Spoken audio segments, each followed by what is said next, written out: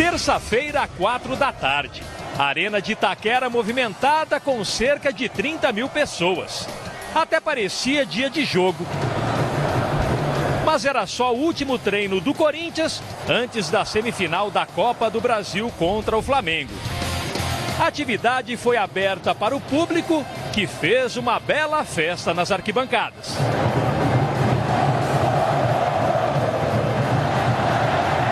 Eu vejo só como benéfico, não vejo como uma pressão, uma situação negativa, pesada, não. Porque todos que estão aqui estão do nosso lado, estão para nos apoiar. Então, acredito só como coisas boas e incentivo também. Jair Ventura abriu o treino para a fiel torcida acompanhar, mas esconde o jogo quanto à escalação da equipe. A novidade deve ser o volante Ralf, que volta de suspensão. O time está definido, mas eu estava olhando a entrevista hoje do Barbieri, ele também não revelou, então a gente também não revela. Apesar do mistério, uma coisa é certa. O treinador promete uma postura mais ofensiva, já que no primeiro jogo no Maracanã, o Corinthians só se defendeu. Lógico que jogando em casa, a gente vai ter um pouco mais de a torcida também empurrando. E a nossa estratégia, as críticas eu vejo como naturalidade, porque realmente nós tivemos dificuldade. Mas nós tivemos dificuldade de criar. Não que por um momento a gente entrou no vestiário e falou, a gente não vai passar do meio de campo para não tomar gol. A gente teve dificuldade de sair. E realmente nós criamos muito pouco. Mas amanhã a história é totalmente diferente. A estratégia é diferente, vamos jogar em casa também, que é muito diferente. Depois do 0-0 no primeiro jogo no Rio de Janeiro, um novo empate leva a decisão para os pênaltis. E quem vencer se classifica para a grande final da Copa do Brasil. Será que alguma equipe entra como favorita? O Flamengo investiu muito mais do que o Corinthians, né? Todo mundo sabe. Mas isso, quando a bola rola, a gente sabe da qualidade da força do Corinthians, a gente sabe do peso da camisa do Corinthians e nunca tem favorito em clássico. A história mostra isso. Favoritismo à parte, a fiel torcida está confiante que das arquibancadas ela pode ajudar o Timão a fazer a diferença dentro de campo. Os jogadores deixaram o treino animados e aplaudidos.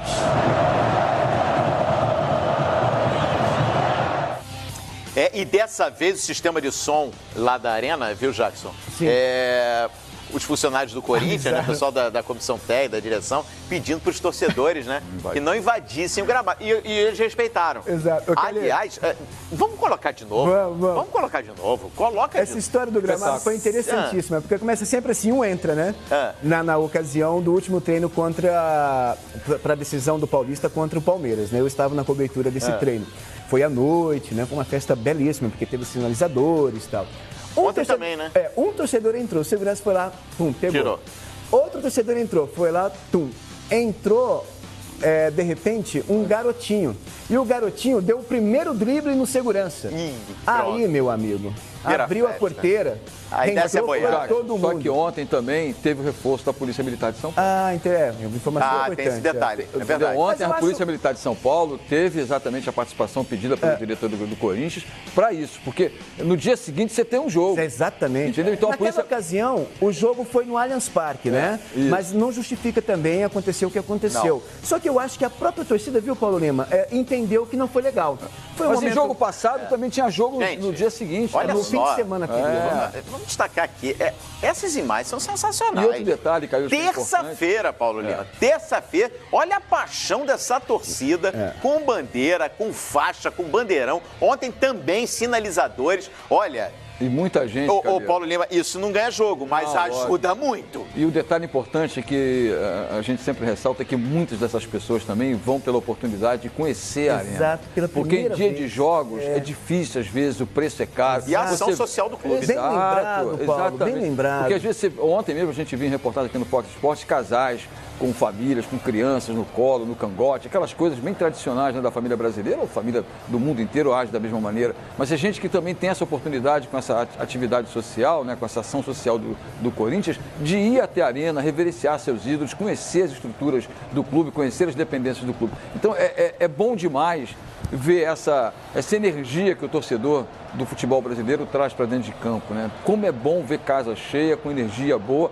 Tomara que tenhamos um grande espetáculo, não só hoje na Arena, de muita paz, de muita tranquilidade, como também lá no Cruzeiro e Palmeiras, no Mineirão, que serão 2 espetáculos lindíssimos. Muito bem lembrado, Paulo, essa questão de ser a oportunidade para muita gente conhecer a Arena Corinthians. Tem gente que não tem grana para poder pagar o ingresso. E o pessoal que não conhece muito bem São Paulo, Itaquera fica numa região muito populosa, né? A região mais populosa de São Paulo. E bastante afastada ali do centro, né? E uma região, de certa forma, pobre, né? Tem um desenvolvimento grande acontecendo ali, só que é bastante periférica. E a gente vê realmente famílias que não teriam condições de ir a um jogo de futebol conhecendo a Arena. Isso é muito legal o que o Corinthians faz. E também a parte social. Olha, a gente está falando aí, cada torcedor que entrou aí, 1 quilo de alimento não perecível. O Corinthians tem uma série de entidades cadastradas, credenciadas, que recebem esses alimentos. Então o Corinthians está de parabéns e serve como modelo para outros clubes. Né? O Flamengo fez recentemente. Fez, no Rio Grande do Sul também. Palmeiras com esse tipo de ação lá também, Beira-Rio e no Grêmio. Falando aqui um pouco do campo e bola, falando um pouquinho desse time do Corinthians, Paulo Lima. E um detalhe, viu? Só pra gente não passar batido aqui. Parabéns ao Cleison aí, viu? Toda a força pra ele. Que superou um drama pessoal, né? A filhinha dele, que nasceu, ficou na UTI. Ele perdeu uma sogra também. Perdeu a sogra e a filhinha, né? Que nasceu, ficou na UTI quase um mês, 28 dias.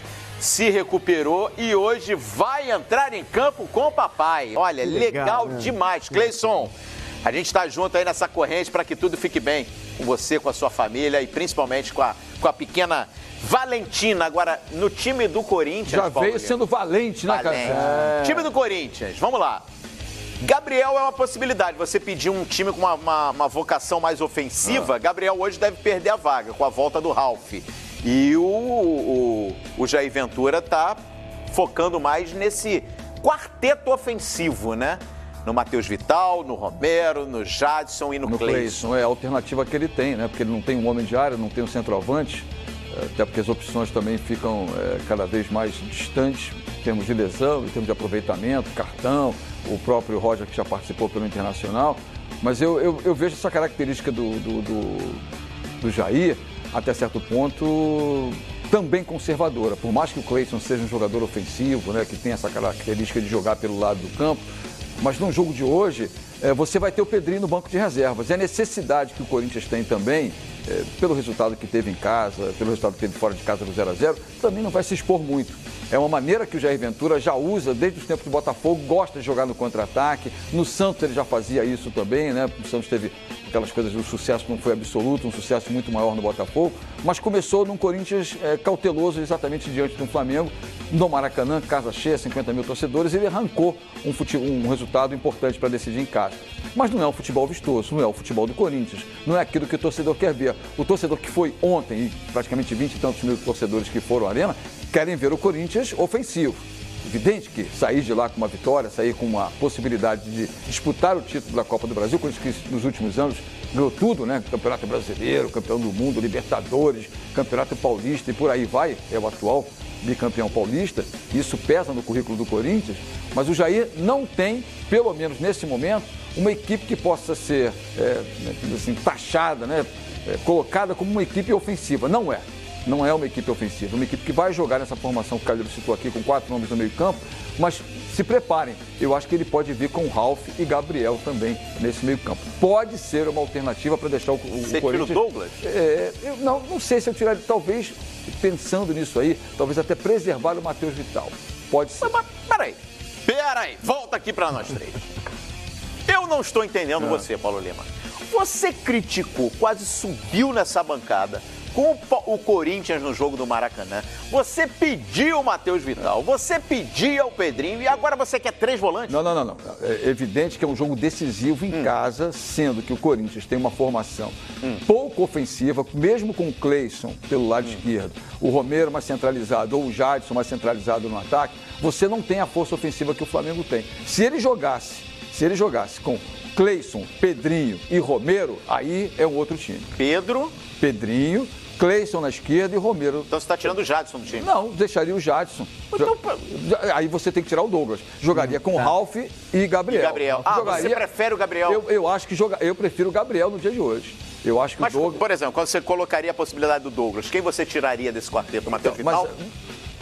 Ou o Matheus Vital, ou até se for o caso, se você for pensar em colocar um jogador mais eficiente como o Matheus Vital, aí você vai ter que tirar o Ralf ou até mesmo o Gabriel. Mas jogando hoje contra o Flamengo, eu acho que uma proteção ao sistema defensivo com o Ralf e com o Gabriel me parece ser a formação mais adequada. Talvez o Douglas hoje não seja essa peça de tanta importância como é o Matheus Vital, que tem uma qualidade do meio campo para frente. É uma possibilidade, apenas aqui a gente está elaborando um Corinthians diferente para enfrentar um Flamengo que tem muito mais força ofensiva, tem muito mais qualidade técnica. Isso não quer dizer muita coisa, mas preservando o padrão Jair Ventura, não será surpresa se ele sacar o Douglas e jogar com 2 homens na cabeça de área, dando proteção e dando liberdade para o Rodriguinho, para o Jadson, dando liberdade até mesmo para o Matheus Vital, que é um jogador que sabe jogar muito no meio campo para frente. Na hashtag, estou olhando aqui na hashtag Bom Dia Fox Quarta, muita gente falando o Romero precisa voltar a jogar como homem de referência. Ok que no Corinthians, num determinado momento, ele jogou como homem de referência justamente pela ausência desse homem de referência lá. E foi uma boa alternativa, foi a melhor fase do Romero nesta temporada, marcou muitos gols, foi bem. Pode, de repente, pintar dentro desse esquema? Então, mas essa é a alternativa que o Jair tem criado, né? Sem o homem de área, ele tem deixado o próprio Jadson mais adiantado, fazendo essa transição com o Romero no ataque. É uma possibilidade, mas não é o ideal para o Corinthians, principalmente se tratando de um time que vai ter o Flamengo pela frente e joga com uma defesa até certo ponto com muita experiência, uma defesa plantada que não sai muito para o jogo, fica lá atrás, com o Cuejar que dificilmente sai do meio campo para frente. Então o Corinthians precisa de homens de lado de campo. Deixar o Pedrinho no banco de reservas é uma alternativa, mas não colocar em campo o Pedrinho como tem sido feito pelo Jair nos últimos tempos, me parece uma alternativa até um certo ponto muito precavida. É de muita prudência você ter um jogador como o Pedrinho no campo, no banco de reservas e não utilizá-lo. E o dia de hoje é dia para o Corinthians sair da arena com uma vitória que marque a decisão do Corinthians na temporada 2018. Porque a competição do Corinthians é hoje. É hoje. O Campeonato Brasileiro não existe mais para o Corinthians. E o ano de 2019 em campo hoje também. Porque se você for hoje para a final, a possibilidade de ir uma Libertadores da América no ano que vem é muito grande. Né? E se ficar fora hoje, olha o projeto Copa do Brasil indo por água abaixo e olha o projeto Campeonato Brasileiro cada vez mais distante das 6 primeiras vagas. Está lá, está brigando, mas ainda tem dificuldades.